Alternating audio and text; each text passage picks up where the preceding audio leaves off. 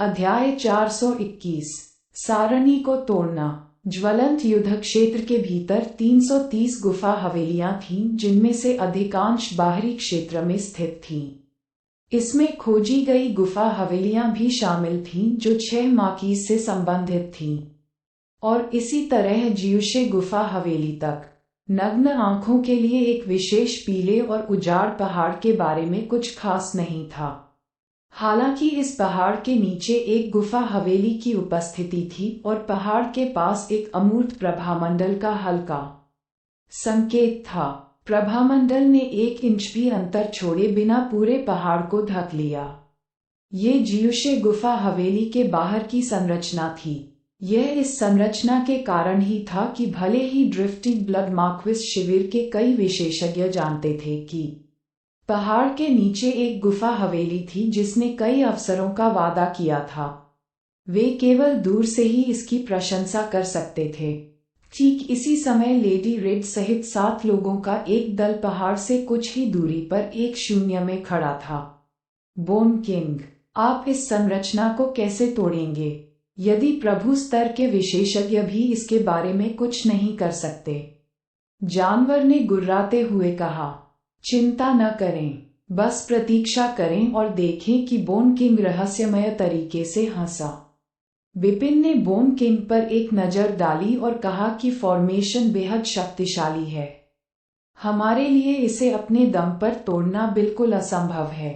इसका एकमात्र तरीका यह है कि अंदर से किसी को हमारे साथ सहयोग करने के लिए बुलाया जाए और फॉर्मेशन की नींव को नष्ट कर दिया जाए। विपिन के विचार में यही एकमात्र संभावना थी। उन्होंने पहले भी इस तरह की पद्धति का प्रयोग नैनीताल महाद्वीप में किया था। उस समय वह लोगों को मारने और जगह को उल्टा करने के लिए आइस नेदर वैली में ला रहा था। शुरुआत में ही उसने अपने आदमियों से घाटी के सुरक्षात्मक एरे के कोड को तोड़ने के लिए कहा ताकि घाटी इसे तैनात न कर सके। पहाड़ के नीचे ज्यूशे गुफा हवेली में चीजें हो रही थीं, क्योंकि विपिन और उनके साथी गुप्त रूप से इंतजार कर रहे थे। गुफा हवेली अतुलनीय रूप से विशाल थी और यह सभी दिशाओं में फैली हुई थी। इसके भीतर कई गुप्त कक्ष थे। एक कक्ष में एक गंजा बुजुर्ग बैठा था और उसके सामने एक अत्यंत कठिन शतरंज की रचना थी, जिसका हल सोचने के बावजूद उसे नहीं मिला था कई महीनों तक। अचानक चैम्बर का दरवाजा खुला और एक काले बालों वाला युवक अंदर आया। भाई, वह काले बालों वाला युवक हाथ में शराब का बर्तन लेकर हंसा। गंजे बुजुर्ग ने अपना सिर उठाया जब उसने युवक के हाथ में शराब का बर्तन देखा तो उसकी आंखें चमक उठीं और उसने तुरंत शतरंज की रचना को एक तरफ कर दिया। भाई, वह मैं विशेष रूप से आपके साथ पीने के लिए आया था। युवक बुजुर्ग के सामने बैठ गया और उसके लिए कुछ शराब डाली। छोटे भाई केतन, मैं आपको नहीं समझता। अपनी ताकत के साथ आप निश्चित रूप से आंतरिक क्षेत्र में अपना रास्ता बनाने में सक्षम हैं, जहां आपके पास युद्ध की उपलब्धियों को प्राप्त करने के कई अवसर होंगे। आपको मेरी तरह यहां रहने की जरूरत नहीं है। बड़े ने टिप्पणी की। भीतरी क्षेत्र में विशेषज्ञ 1 दर्जन से भी अधिक हैं। क्या मैं वहां जाकर मौत को दावत नहीं दे रहा हूं? युवक हंसा। जरूरी नहीं है कि भले ही आंतरिक क्षेत्र खतरनाक हो, आप बेहतर या बदतर के लिए स्टेज 3 विशेषज्ञ हैं, जिसका अर्थ है कि आपको वहां पैर जमाने में सक्षम होना चाहिए। गंजे ने अपना कप उठाया और बोलना समाप्त करने के बाद उसे सूंघा। उसकी आंखें जलने लगीं। एक बार में सचमुच अच्छी शराब। यदि यह अच्छा नहीं होता तो मैं इसे आपको पेश करने का साहस कैसे कर सकता था? युवक ने आग्रहपूर्वक उत्तर दिया। हाहा। गंजे बुजुर्ग की मुस्कान चौड़ी हो गई। उसने बिना किसी हिचकिचाहट के शराब पीना शुरू कर दिया। हालांकि जैसे ही उसने एक बार फिर अपना सिर उठाया तो उसने देखा कि युवक के चेहरे के भाव लगातार गर्म मुस्कान से भयानक रूप में बदल गए थे। एक दुष्ट हत्या का इरादा उसकी आंखों से हिंसक रूप से फूट पड़ा। मरना। प्रकाश की एक आश्चर्यजनक तेज बर्फीली किरण गुप्त कक्ष को रोशन करने लगी। इतनी करीब दूरी पर बुजुर्ग प्रतिक्रिया करने में बिल्कुल असमर्थ था। क्या? उसकी आंखों में सदमा और गुस्सा भरने लगा क्योंकि उसका शरीर जोर से पीछे की ओर फेंका गया था। हालांकि जब वह अपने पैरों पर खड़ा हुआ तो उसे तुरंत अपने दिल में तेज दर्द महसूस हुआ। उसने जांचने के लिए अवचेतन रूप से अपना सिर नीचे कर लिया। उसने जो देखा उससे उसकी बुद्धि डर गई। उसके सीने में एक बड़ा छेद हो गया था। उसमें से भारी मात्रा में मांस और खून बह रहा था, जबकि उसका दिल भी फट गया था। आप बुजुर्ग ने अविश्वास से काले बालों वाले युवा को देखा। वह कुछ समय पहले ही इतना विनम्र और आज्ञाकारी था, लेकिन जल्द ही शत्रुतापूर्ण हो गया। उसने एक ही झटके में बुजुर्ग को खत्म कर दिया। बुजुर्ग ये भी नहीं पूछ सका कि क्यों, इससे पहले कि उसका शरीर धीरे धीरे फर्श पर गिरने लगा। युवक गुप्त कक्ष में खड़ा हो गया और ठंडी और दयनीय दृष्टि से गिरे हुए बुजुर्ग के शरीर को देखा। बाद में उसने बुजुर्ग की अंतरस्थानिक अंगूठी छीन ली और उसे अपने मालिक के रूप में पहचानने के बाद उसने उसमें से एक टोकन निकाला। टोकन पर भरोसा करते हुए उसने गुफा हवेली के एक अन्य गुप्त कक्ष में जाने का रास्ता खोज लिया। ये गुफा हवेली के निकट संरचना के एरे कोर का स्थान था, जबकि कक्ष का अपना स्वयं का गठन भी था, जो उसने अभी अभी गंजे बुजुर्ग से लिया था। एकमात्र टोकन जो इस गुप्त कक्ष में प्रवेश प्रदान करता था। इस कक्ष में प्रवेश करने के बाद युवाओं ने बिना किसी हिचकिचाहट के तुरंत फॉर्मेशन के एरे कोर को नष्ट करना शुरू कर दिया। गुफा हवेली के बाहर शून्य में बिपिन बोन किंग और उनके साथी चुपचाप इंतजार कर रहे थे। अचानक उन्होंने देखा कि वह अमूर्त प्रभामंडल जो लंबे समय से पहाड़ पर छाया हुआ था, पागलों की तरह कांपने लगा। इसकी शुरुआत हो गई है। बोन किंग की आंखें चमक उठीं जब यशवंत बीस्ट और अन्य लोगों ने फॉर्मेशन की हिंसक गतिविधि देखी तो उन्हें सुखद आश्चर्य हुआ। अभौतिक प्रभामंडल शीघ्र ही विघटन के कगार पर पहुंच गया। चलो चलें, अब हमारे लिए काम पर जाने का समय आ गया है। हम गठन को पूरी तरह से तोड़ देंगे, बोन किंग ने कहा।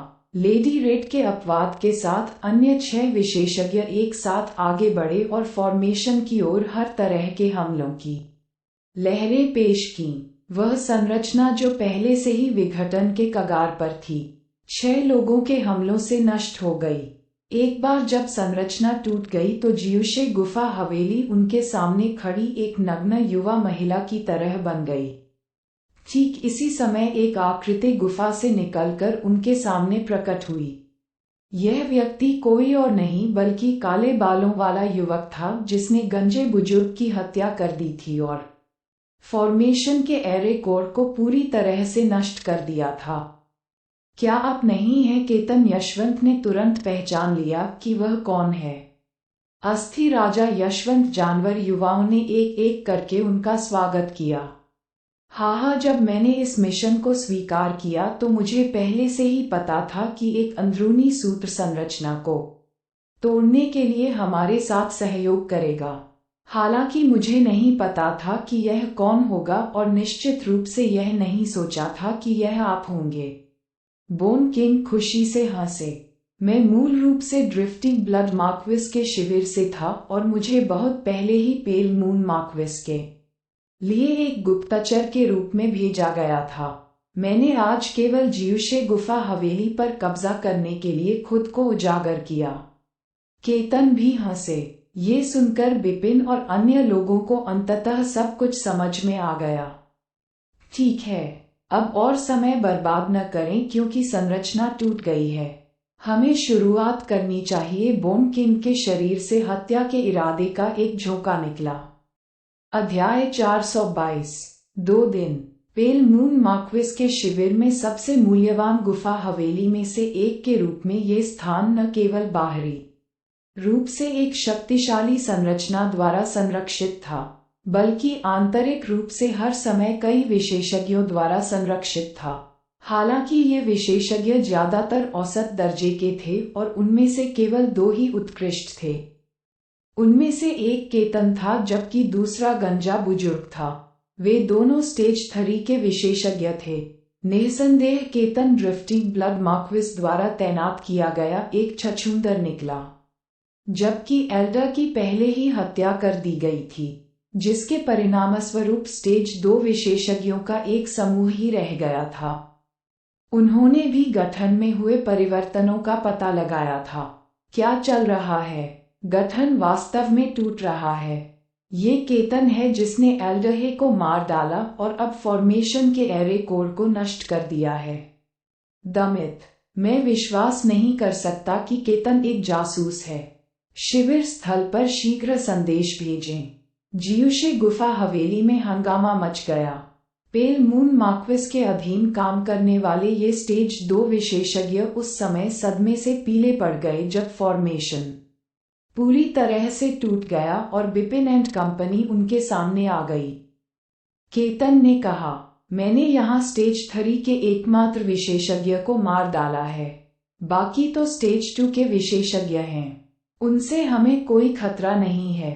कदम। बोन किंग ने खुद को बहती हुई रोशनी की किरण में बदलने से पहले एक संक्षिप्त आदेश जारी किया, जो भयानक शक्ति के साथ बाहर निकली। बिपिन और सह ने बिना किसी हिचकिचाहट के अनुसरण किया। उन्हें ब्लॉक करें। पेल मून मार्क्विस के विशेषज्ञ पहले प्रतिरोध करने में सक्षम थे। हालांकि बोन किंग द्वारा उन पर हमला करने के बाद उन्होंने अपना साहस खो दिया और एक आकस्मिक थप्पड़ के साथ उनमें से कई को टुकड़े टुकड़े कर दिया। दौड़ना तेज। हे भगवान, बिना फॉर्मेशन के हम उन्हें बिल्कुल भी नहीं रोक सकते। पेल मून मार्क्विस स्टेज 2 के विशेषज्ञ अव्यवस्थित रूप से भागने लगे। विभिन्न आकृतियों को सभी दिशाओं में भागते देखा गया। किलबोन किंग की हत्या का इरादा बहुत बढ़ गया था। ये सभी युद्ध की उपलब्धियों के रूप में गिने जाते हैं। जानवर उन्मत्त होकर हंसा। केवल बिपिन और यशवंत ने अभिनय नहीं किया। यशवंत का स्वभाव शांतचित्त था और उसे ऐसे लोगों को मारने में कोई दिलचस्पी नहीं थी जो सेंट रीन के केवल स्टेज 2 विशेषज्ञ थे। जहां तक बिपिन की बात है, भले ही वह जन्मजात रूप से युद्ध का भूखा था, लेकिन उसे कमजोरों को मारने में कभी मजा नहीं आया। पूरी जियूशे गुफा हवेली थोड़ी देर के बाद ही शांत हो गई, बहुत छोटे मुट्ठी भर लोगों को छोड़कर, जो सौभाग्य से पेल मून मार्क्विस के अधिकांश विशेषज्ञों से बच गए, जो गुफा हवेली की रखवाली कर रहे थे। उनकी बेरहमी से हत्या कर दी गई। केतन के नेतृत्व में बिपिन और उनके साथी उस गुप्त कक्ष में पहुंचे जहां एरे कोर था। लेडी रेड ने पूछा कि फॉर्मेशन बोन किंग को ठीक करने में आपको कितना समय लगेगा। जवाब देने से पहले लेडी रेड ने भारी चेहरे के साथ चारों ओर देखा। इस गुफा हवेली का फर्श क्षेत्र बहुत बड़ा है। मेरे लिए एक संरचना को ठीक करना काफी कठिन होगा। इसे पूरा होने में कम से कम 2 दिन लगेंगे। 2 दिन के बोन किंग की भौहें थोड़ी सिकुड़ गईं। हमारे द्वारा जियूशे गुफा हवेली पर कब्जा करने की खबर बहुत तेजी से पेल मून मार्क्विस के शिविर में फैल जाएगी, जिसमें उनकी सामान्य गति से अधिकतम 1 दिन लग जाएगा। फिर विशेषज्ञों का एक नया समूह हमें मारने के लिए आएगा। पेल मून मार्क्विस के शिविर ने जियूशे गुफा हवेली को बहुत महत्व दिया। कई विशेषज्ञ जो इसकी रखवाली कर रहे थे, उनके पास एक संदेश पर्ची थी जो थोड़े समय में मार्क्विस को संदेश भेज सकती थी। वास्तव में शिविर को पहले ही खबर मिल गई थी जब बिपिन और कंपनी ने कब्जा करना शुरू ही किया था। गुफा हवेली और पेल मून मार्क्विस की गति को जानते हुए वह 1 दिन के भीतर हत्या करने के लिए विशेषज्ञों के एक समूह को संगठित करने में बहुत अच्छी तरह से सक्षम था। लेकिन पेल मून मार्क्विस के शिविर के अधिकांश विशेषज्ञ फ्लेमिंग बैटलफील्ड में हैं और बहुत से लोग शिविर में नहीं बचे हैं। भले ही शिविर 1 दिन के भीतर विशेषज्ञों को तैनात कर सकता है, लेकिन उनमें से बहुत अधिक नहीं होने चाहिए। अधिक से अधिक ऐसा ही होगा। बोन किंग ने कहा कि आने वाली एक छोटी टीम होगी। हमें बस ऐसी छोटी टीम से बचने का तरीका सोचना होगा, समझा? बिपिन और साथियों ने सिर हिलाया। हालांकि उनके भाव कुछ हद तक गंभीर रहे। वे सभी समझ गए कि इस मिशन में जियूशे गुफा हवेली पर कब्जा करना कठिन हिस्सा नहीं था। असली कठिनाई पेल मून मार्क्विस के शिविर से जवाबी हमले को रोकने में थी। केवल वही सबसे कठिन और खतरनाक हिस्सा था। लेडी रेड, आपको जाना होगा और पहले फॉर्मेशन को ठीक करना होगा। जहां तक बाकी लोगों की बात है तो जाएं और गुफा हवेली के चारों ओर देखें। जबकि मार्क्विस के विशेषज्ञ अभी तक यहाँ नहीं हैं। कौन जानता है कि आपको क्या मिल सकता है। आखिरकार मार्क्विस के शिविर के लोगों को इकट्ठा होने की जरूरत है। 8000 युद्ध उपलब्धियों से पहले उन्हें एक ही यात्रा की अनुमति दी गई थी। यहाँ बोन किंग ने एक बार फिर बात की। ये सुनकर बिपिन अनायास ही हंस पड़े। फ्लेमिंग बैटलफील्ड में प्रत्येक गुफा हवेली के पास अपने स्वयं के अनूठे अवसर थे। इसके अलावा 2 बड़े शिविरों द्वारा नियंत्रित गुफा हवेली को एक यात्रा के लिए भुगतान के रूप में अद्वितीय युद्ध उपलब्धियों की आवश्यकता होती थी। उदाहरण के लिए ड्रिफ्टी ब्लड मार्क्विस के तहत सबसे औसत गुफा हवेली को भी बीच के खर्च की आवश्यकता होती थी। एक यात्रा के लिए 2000 से 3000 युद्ध उपलब्धियां और पेल मून मार्क्विस के तहत जियूशे के स्तर पर एक गुफा हवेली के लिए एक ही यात्रा के लिए 8000 युद्ध उपलब्धियों की आवश्यकता थी। इसका मतलब ये था कि गुफा हवेली को उच्चतम स्तर का माना जाता था और यह मार्क्विस की निजी गुफा हवेली के बाद केवल गौण थी। जियूशे गुफा हवेली के मालिक के अलावा जियूशे लॉर्ड एक तलवार सिद्धांत विशेषज्ञ थे। बिपिन उन कुछ अफसरों के इच्छुक थे जिन्हें पूर्व ने गुफा हवेली में कई तलवार सिद्धांतों पर पीछे छोड़ दिया था। बिपिन, यशवंत, जानवर, केतन और सह ने बिना किसी हिचकिचाहट के गुफा हवेली के चारों ओर देखना शुरू कर दिया। केतन, आप लंबे समय से जियूशे गुफा हवेली की रखवाली कर रहे हैं। क्या बीस्ट के सवाल करने से पहले आपने उस जगह के चारों ओर नहीं देखा था? हालांकि मैं उस जगह की रखवाली कर रहा था, लेकिन मैं केवल बाहरी परत में रुका था। भीतरी परत जहां अफसर थे, सीमा से बाहर था। केतन ने आगे बढ़ने से पहले एक मजबूर मुस्कुराहट प्रकट की। मुझे पता है कि इस गुफा हवेली में वास्तव में कौन से अफसर हैं।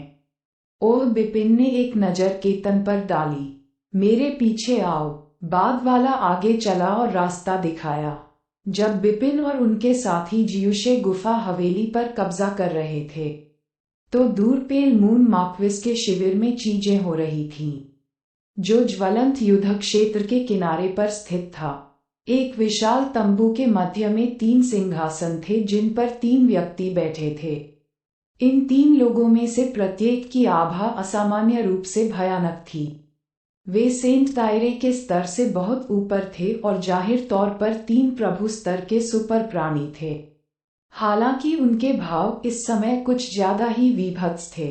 कई विशेषज्ञ उनके सामने सम्मानपूर्वक खड़े थे। हमें अभी खबर मिली है कि जियूशे गुफा हवेली पर दुश्मन शिविर के विशेषज्ञों ने कब्जा कर लिया है। तीनों सरदारों के बीच का नेता बैंगनी बालों वाला एक मध्यम आयु वर्ग का व्यक्ति था। तंबू के भीतर उसकी गरजने वाली आवाज सुनाई देने लगी थी, जिससे सामने खड़े स्टेज थरी के विशेषज्ञों का दिल अनायास ही कांप उठता है। अध्याय 423। छुआ गया। वह कैसे संभव है?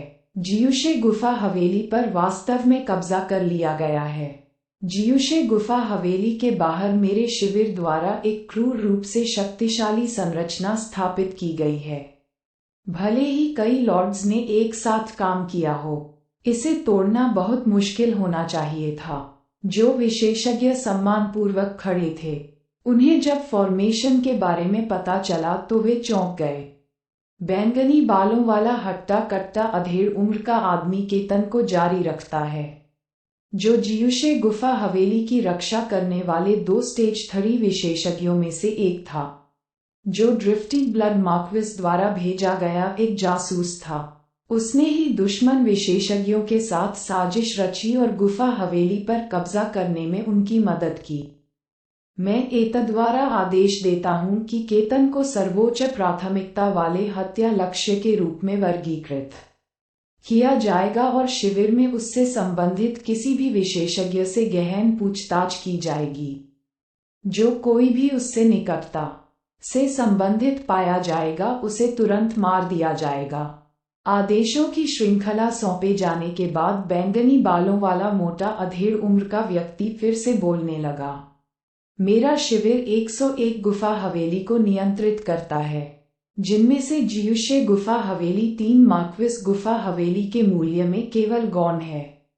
ऐसी महत्वपूर्ण गुफा हवेली को कभी भी अनुमति नहीं दी जानी चाहिए बहते खून वाले मार्क्विस के हाथों में पड़ना। तुरंत विशेषज्ञों के एक समूह को इकट्ठा करने और समूह को कम से कम समय में जियुशे गुफा हवेली की ओर जाने का आदेश भेजें।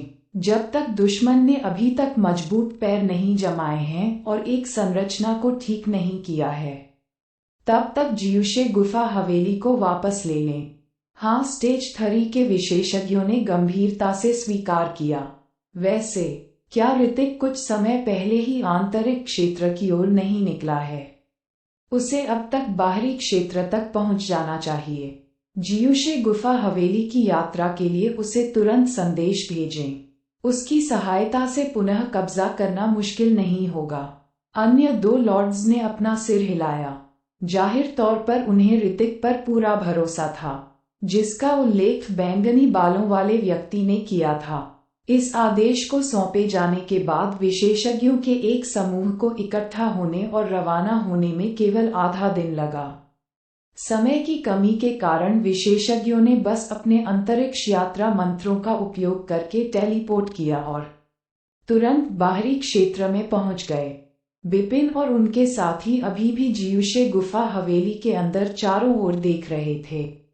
जियुशे गुफा हवेली में अफसरों के 3 स्थान हैं। केतन स्वाभाविक रूप से जियुशे गुफा हवेली से बहुत परिचित थे, क्योंकि वे इतने लंबे समय तक यहाँ रहे थे। इन स्थानों को 2 अलग अलग प्रकारों में वर्गीकृत किया जा सकता है। एक उत्पत्ति ज्ञान के लिए है, जबकि दूसरा तलवार सिद्धांत के लिए है। तलवार सिद्धांत अस्थि राजा यशवंत और कई अन्य लोग बिपिन को देखने से खुद को रोक नहीं सके। केतन सहित 7 विशेषज्ञ उपस्थित थे। हालांकि उनमें से केवल बिपिन ही तलवार सिद्धांत में विशेषज्ञ थे। ध्यान आकर्षित करने के परिणामस्वरूप बिपिन ने अवचेतन रूप से अपनी नाक को छू लिया। तलवारबाज, तुम्हारी किस्मत अच्छी है, बोन किंग हंसे। बिपिन ने भौहें ऊपर उठाई। उत्पत्ति ज्ञान के अवसरों के 2 स्थानों के बारे में वास्तव में पूछा गया कि वे बीस्ट के लिए कौन सी उत्पत्ति हैं, द रेजिंग फायर ओरिजिन और थंडरबोल्ट ओरिजिन। केतन ने उत्तर दिया। तुरंत ही कई चेहरों पर अजीब भाव उभर आए। जिन लोगों ने इन दोनों मूलों में से किसी एक का अभ्यास किया था, वे स्वाभाविक रूप से प्रसन्न हुए, जबकि जिन लोगों ने कभी भी इन दोनों मूलों का अभ्यास नहीं किया था, वे केवल फूट फूट कर हंसे।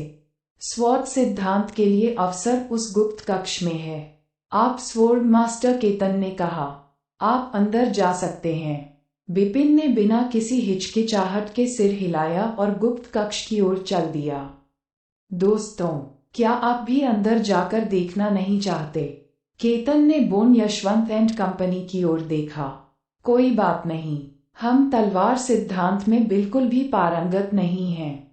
इसका अवसर हमारे लिए बेकार है, बीस्ट ने उत्तर दिया। यदि यह एक उत्पत्ति का अवसर है तो हम कुछ समय के लिए ध्यान करने का प्रयास कर सकते हैं, भले ही हम इसमें कुशल हों या नहीं। आखिरकार एक अतिरिक्त उत्पत्ति को जानने से कुछ लाभ हो सकता है। हालांकि मुझे यकीन है कि यहाँ कोई भी अभी भी तलवार सिद्धांत में विशेषज्ञ नहीं है, बोन किंग ने टिप्पणी की। बाकियों ने सहमति में सिर हिलाया। इसके बाद वे उत्पत्ति ज्ञान के अवसरों की ओर चल पड़े। विपिन गुप्त कक्ष के बीच में अकेला खड़ा था, जो इतना खाली और असज्जित था कि वहां एक स्टूल भी नहीं था। कमरे में एकमात्र चीज एक विशाल पेंटिंग थी, जो तलवारबाज के ठीक सामने पत्थर की दीवार पर लटकी हुई थी। पेंटिंग 3 मीटर ऊंची और 2 मीटर चौड़ी थी। इसने पत्थर की दीवार को लगभग पूरी तरह से ढक दिया था। पेंटिंग में एक आदमी को पेड़ के नीचे तलवार चलाने का अभ्यास करते हुए दिखाया गया था। उसकी मुद्रा तलवार बाहर निकालने की थी। इस तलवार से विपिन ने अपना ध्यान पेंटिंग पर केंद्रित करना शुरू कर दिया। उसकी नजरों के सामने पेंटिंग में दिख रहा आदमी अचानक हिलने लगा। विपिन ने देखा कि उस आदमी ने अपनी तलवार बुरी तरह आगे बढ़ा दी है। इस जोर से आदमी के चारों ओर एक बवंडर पैदा हो गया, जो एक निरंतर सार लेकर आया। ऐसा लगा मानो तलवार दुश्मन को मारने के लिए कुछ भी नहीं रोकेगी। विपिन उस सरल और रहस्यमय तलवार से पूरी तरह से मोहित हो गया था। उसने तलवार को एकटक देखा और उसके अथक सार को महसूस किया। काफी देर के बाद तलवार चलना बंद हो गई और पेंटिंग शांत हो गई। हालांकि विपिन पहले ही आत्मज्ञान के बीच में प्रवेश कर चुका था। विपिन को अपने मन में वह कभी न मरने वाली तलवार याद आ रही थी, जो उसने अभी देखी थी। तलवार आश्चर्यजनक थी और उसने विपिन के हृदय की गहराइयों को कुछ कुछ छू लिया। ये स्पर्श एक अलग तलवार कौशल स्कूल से था। ये दिल को छू लेने वाली तलवार तकनीक थी, जो तलवार के पूर्वजों द्वारा आविष्कार किया गया सबसे शक्तिशाली तलवार कौशल था। विपिन ने अपने पूर्वजों की भूमि में रहते हुए ही तलवार की 9 चालों में से हर एक को याद कर लिया था, और जब वह नैनीताल महाद्वीप में थे तब उन्होंने इसकी पहली चाल में जल्दी ही महारत हासिल कर ली। हालांकि ट्रेसलेस, जैसा कि पहली चाल का नाम दिया गया था, दिल को मार देने वाली तलवार तकनीक के शुरुआती बिंदु से ज्यादा कुछ नहीं थी। 9 तलवार चालों में से यह सबसे कम शक्तिशाली थी और समझने में भी सबसे आसान थी।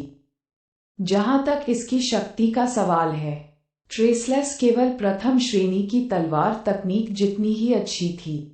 इसकी औसत शक्ति के कारण लोगों को अक्सर संदेह होता था कि क्या इस चाल का आविष्कार वास्तव में तलवार के पूर्वजों द्वारा किया गया था। हालांकि वास्तव में विपिन ने समझा कि पहली चाल इसलिए रखी गई क्योंकि तलवार के पूर्वज चिंतित थे कि समग्र रूप से तलवार कौशल बहुत गहरा होगा और इसे समझना मुश्किल होगा। इसे बाद की चालों का अभ्यास करने के लिए अधिक लोगों को आकर्षित करने के लिए विशेष रूप से तैयार किया गया था। इसमें कोई संदेह नहीं था कि ट्रेसलेस सत्ता में औसत दर्जे का था। हालांकि दूसरी चाल से शुरू होकर तलवार तकनीक की भयावह ताकत स्वयं प्रकट होनी शुरू हो जाएगी। दूसरी चाल निश्चित रूप से पहली की तुलना में लगभग 10 गुना अधिक शक्तिशाली थी। दूसरी चाल का नाम था हताशा। हताशा एक अथक सार को संदर्भित करती है, जो पेंटिंग में देखे गए सार से दृष्टिकोण में भिन्न होने के बावजूद समान थी। यही कारण है कि जब विपिन ने कभी न मरने वाली तलवार देखी तो उसके मस्तिष्क में एक झटका सा महसूस हुआ। कभी हार मत मानो। अथक, ऐसा कैसे हो सकता है? विपिन ने अपनी आंखें बंद कर लीं। उसके हाथ में लोनली हॉट तलवार दिखाई दी। उसकी कलाई की गति के साथ तलवार के जोर पर जोर दिया जा रहा था। अध्याय 424। हताशा। तलवार का हर वार विस्फोटक रूप से सामने शून्य पर किया गया था। तकनीक पेंटिंग में चित्रित व्यक्ति से बहुत अलग नहीं थी। हालांकि तलवार तकनीक की शक्ति और गति हर जोर के साथ अत्यधिक बढ़ गई। इसके अलावा धीरे धीरे एक संकल्प और एक अथक सार का समेकन उभरा। जब सार अपने चरम पर एकत्रित हो गया तो विपिन की आंखें तीव्र प्रकाश की किरण के लिए तेजी से खुली, जो एक विद्युत चाप के समान थी और शून्य में चली गई। इसके बाद उसके हाथ की लंबी तलवार बिजली की किरण में बदल गई और साथ ही बाहर निकल गई। एक संकल्प और एक अथक सार लेकर तलवार तेजी से आगे बढ़ी और सीधे सामने शून्य पर वार किया। हालांकि तलवार ने स्पष्ट रूप से किसी भी भौतिक वस्तु को नहीं मारा और इसके बजाय केवल गुप्त कक्ष में हवा पर वार किया, फिर भी इसने एक अभौतिक तरंग बूम के प्रसार का कारण बना। हवा ने एक तेज गर्जना का उत्सर्जन किया, जैसे कि वह पूरी तरह से बिखरने वाली थी। निराशा।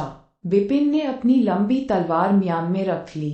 उसकी आंखों में तीव्र चमक झलक उठी। ये कितना भयानक कदम है। इसमें न केवल एक संकल्प है, बल्कि एक अथक सार भी है। हालांकि यह असामान्य रूप से बड़ी मात्रा में आध्यात्मिक शक्ति खर्च करता है। इसकी शक्ति वास्तव में अविश्वसनीय है। पहली चाल ट्रेसलेस की तुलना में ये लगभग 10 गुना अधिक मजबूत है। इसने निश्चित रूप से खुद को साबित कर दिया है। तलवार के पूर्वजों द्वारा व्यक्तिगत रूप से आविष्कार किया गया सबसे मजबूत तलवार कौशल। उन्होंने महसूस किया कि दिल को मारने वाली तलवार तकनीक की पहली चाल ट्रेसलेस पर्याप्त शक्तिशाली नहीं थी और इसलिए उन्होंने शायद ही कभी लड़ने के लिए इसका इस्तेमाल किया। हालांकि दूसरा कदम बिल्कुल अलग था। दूसरी चाल समझने मात्र से ही मेरी आक्रामक शक्ति लगभग 10 गुना बढ़ गई। बिपिन को अंदर ही अंदर खुशी महसूस हुई। ये ध्यान दिया जाना चाहिए कि जब उन्होंने ओरिजिन मार्क को मजबूत किया तो उनकी ताकत बढ़ गई थी, जिससे उन्हें स्टेज 3 शिखर विशेषज्ञों के साथ प्रतिस्पर्धा करने में सक्षम बनाया गया था।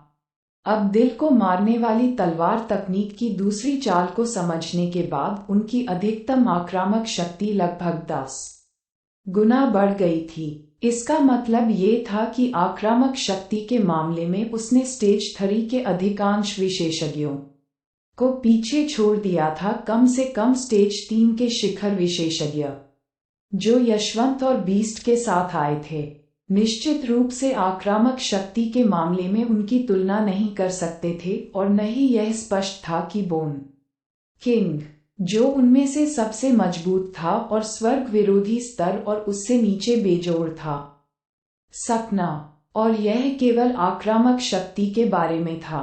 ये ज्ञात होना चाहिए कि बिपिन के पास भी क्षेत्र थे। यदि वह अपनी दमनकारी क्षमताओं का उपयोग करता तो वह अपनी पूरी शक्ति का प्रयोग करने में सक्षम रहता, जबकि बोन किंग और अन्य अपनी ताकत को प्रभावित पाते और उनकी आक्रामक शक्ति बहुत कम हो जाती।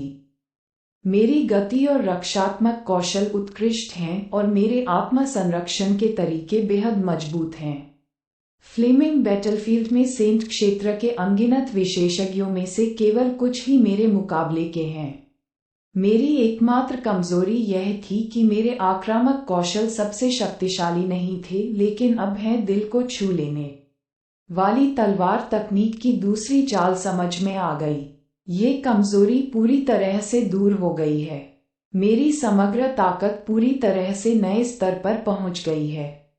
बिपिन की आंखों में एक उज्ज्वल चमक उभर आई है। पहले अपने क्षेत्र पर भरोसा करके उसने बीस्ट और यशवंत जैसे ही स्तर के विशेषज्ञों के खिलाफ लड़ने का आत्मविश्वास हासिल किया था। हालांकि क्षेत्र केवल ये सुनिश्चित कर सकते थे कि वह पराजित नहीं होगा। उन्होंने उसे ऐसे विशेषज्ञों के खिलाफ पूरी तरह से जीतने में मदद नहीं की। बोन किंग के स्तर पर वह दुश्मनों द्वारा पूरी तरह से पराजित हो चुका होता। हालांकि अब उसे बोन किंग का सामना करने से डरने की जरूरत नहीं है। यदि वे वास्तव में लड़ते हैं तो वह आत्मविश्वास से अपने क्षेत्र का उपयोग करके बाद वाले को कुछ हद तक दबा सकता है। मुझे इस पेंटिंग को धन्यवाद देना है। सुखद आश्चर्य के एक संक्षिप्त क्षण के बाद उसने एक बार फिर पेंटिंग को देखा। इस बार उसने देखा कि पेंटिंग के एक कोने पर छोटे छोटे शब्दों की एक पंक्ति थी। ये पता चला है कि यह तकनीक जियुशे लॉर्ड बिपिन द्वारा चुपचाप हौंफते हुए आविष्कार किया गया सबसे शक्तिशाली कौशल है। जियुशे लॉर्ड क्लाउड क्षेत्र में एक शीर्ष विशेषज्ञ थे और केवल मार्क्विस से हीन थे। उनके स्तर के विशेषज्ञ अपनी तलवार कौशल का आविष्कार करने के लिए योग्य थे। पेंटिंग की तकनीक जियुशे द्वारा आविष्कार की गई सबसे शक्तिशाली तकनीक थी। प्रथम श्रेणी की तलवार तकनीकों में से यह सबसे शक्तिशाली में से एक होनी चाहिए। हालांकि क्योंकि यह एक एकल चाल थी, इसलिए इसे वास्तव में पूर्ण तलवार कौशल नहीं माना जा सकता था। किसी भी स्थिति में मुझे अभी भी जियुशे भगवान को धन्यवाद देना है। कुछ देर हंसने के बाद उसने अपना शरीर झुकाया और पेंटिंग की ओर झुक गया।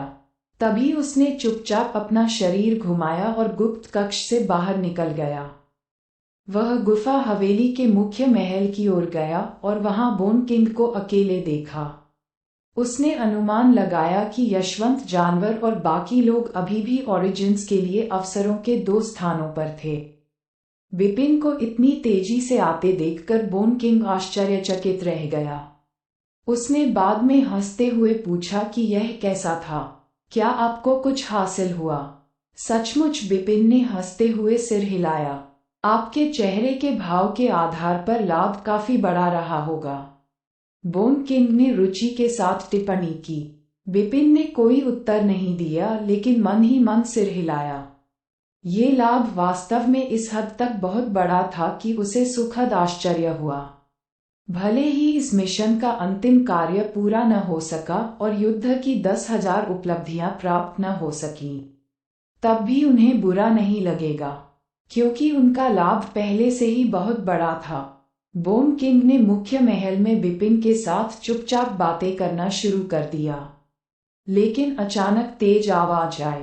कई मजबूत आभा उनकी ओर तेजी से बढ़ी। आभा के साथ एक बर्फीली आवाज आई और गुफा हवेली के हर कोने में गड़गड़ाहट सुनाई दी।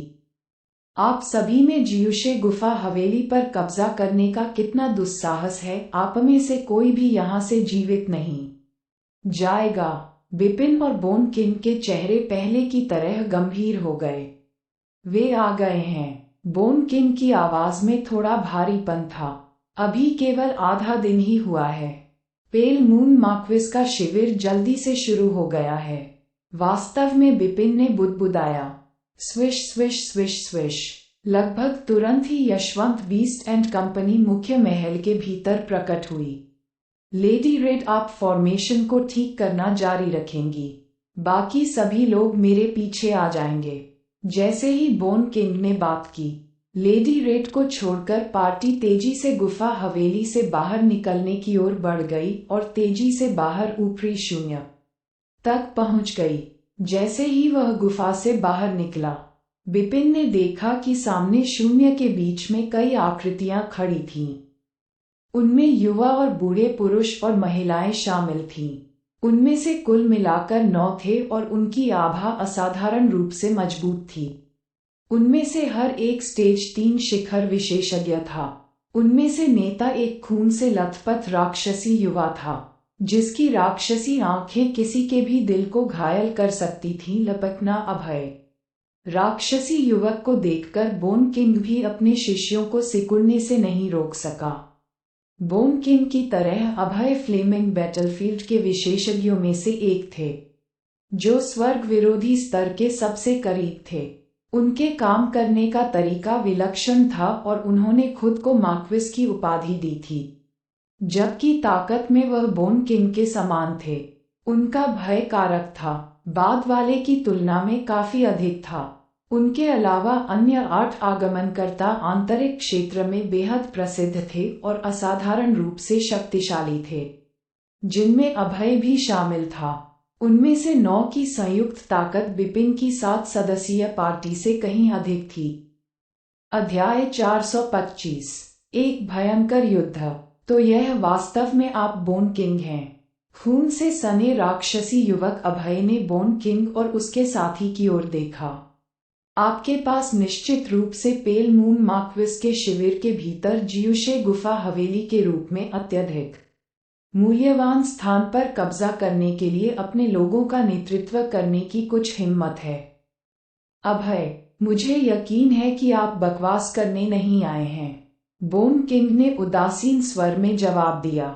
क्या आप अपनी मृत्यु से पहले कुछ अंतिम शब्द कहकर प्रसन्न नहीं हैं? पहले वाले ने मजाक उड़ाया था। आपको लगता है कि आप मुझे मार सकते हैं। बाद वाला तो और भी अधिक घृणित था। आपको तुरंत पता चल जाएगा कि क्या मैं मार्क्विस को मारने में कोई और सांस बर्बाद नहीं कर सकता।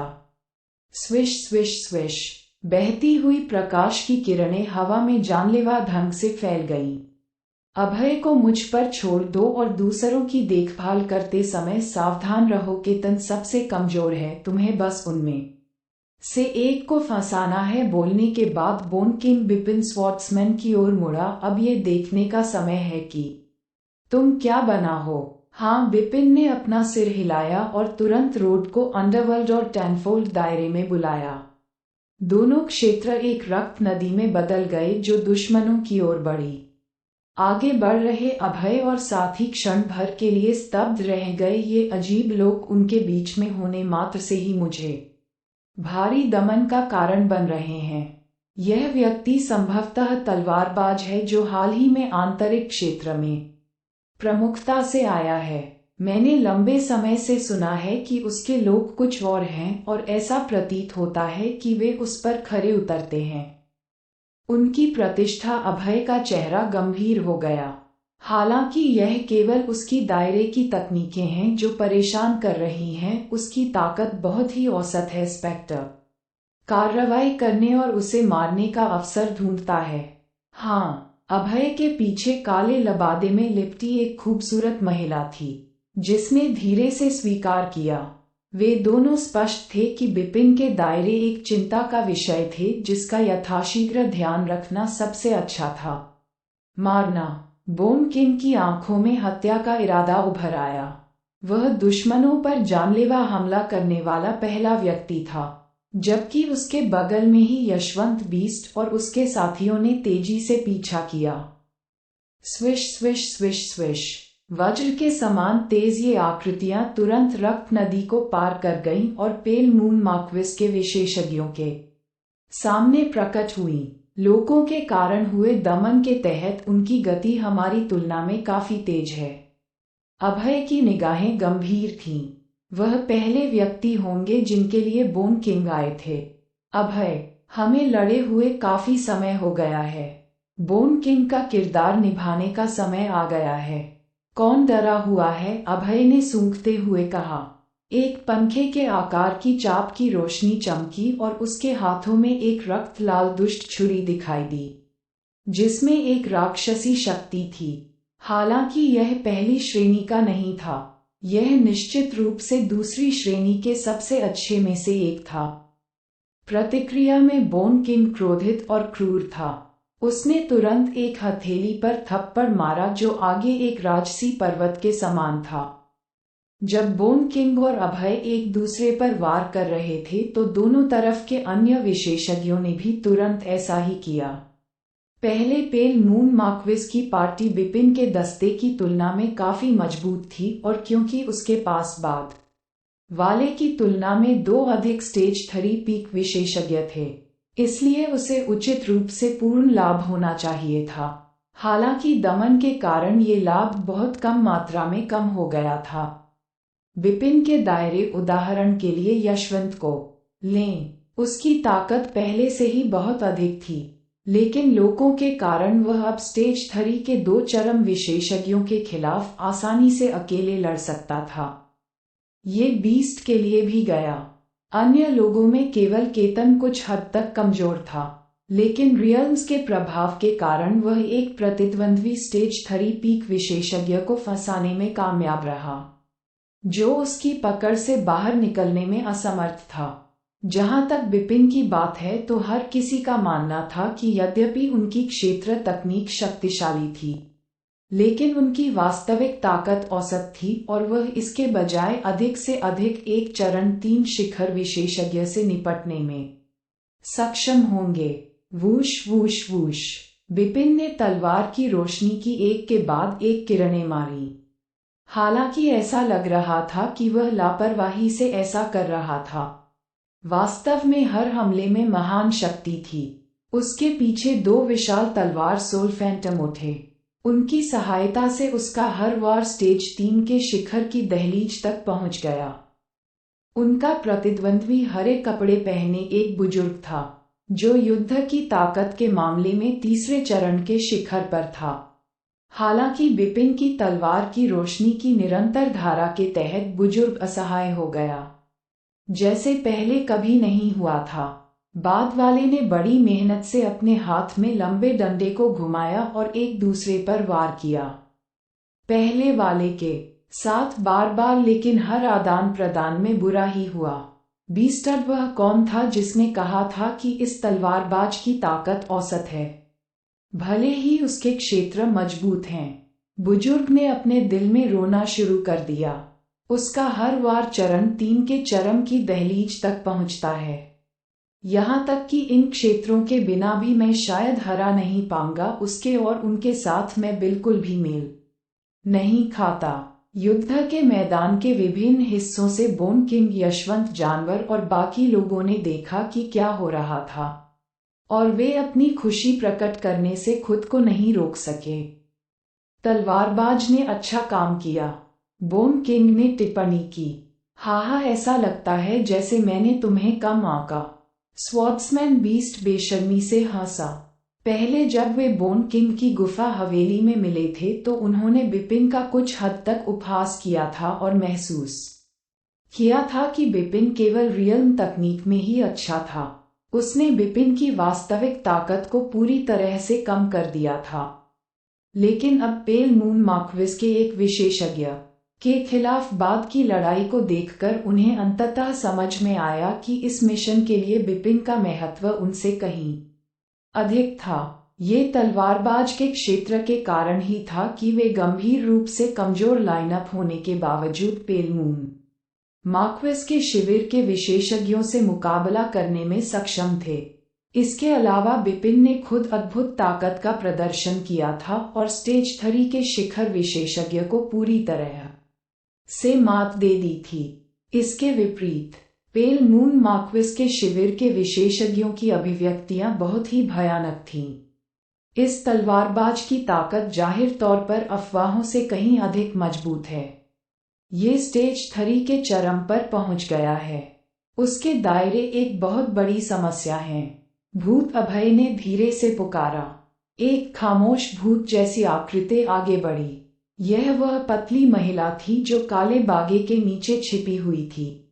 वह पूरे समय एक अवसर की प्रतीक्षा कर रही थी और अभी तक कुछ भी नहीं किया था।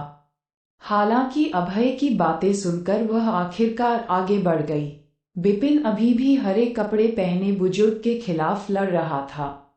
उसके आकस्मिक हमले स्टेज 3 के शिखर की लड़ाई की ताकत से भरे हुए थे और साथ में लोगों के प्रभाव से। बुजुर्ग को बहुत दुख हो रहा था, लेकिन ठीक इसी समय उसके दिल में एक सिहरन सी महसूस हुई। खतरे का एहसास हुआ। हत्यारा। वह इस भावना से भली भांति परिचित था। वह नैनीताल महाद्वीप में ब्लड फेदर टॉवर द्वारा कई हत्या के प्रयासों का लक्ष्य रहा था, और हर बार जब कोई ब्लड फेदर टॉवर हत्यारा उसके पास आता था तो उसे वैसा ही महसूस होता था जैसा कि वह वर्तमान में कर रहा था। गुर्राते हुए बिपिन ने अचानक अपने शरीर में बदलाव किया। उन्होंने ट्रिपल शिफ्ट के पहले चरण का प्रयोग किया। वूश! बिपिन का शरीर फट गया और तुरंत ही उसमें से काली रोशनी की किरण निकली, जिससे खून की एक भी बूंद नहीं गिरी। अवशिष्ट छाया छोटे काले वस्त्रधारी महिला मौके पर आश्चर्यचकित रह गई।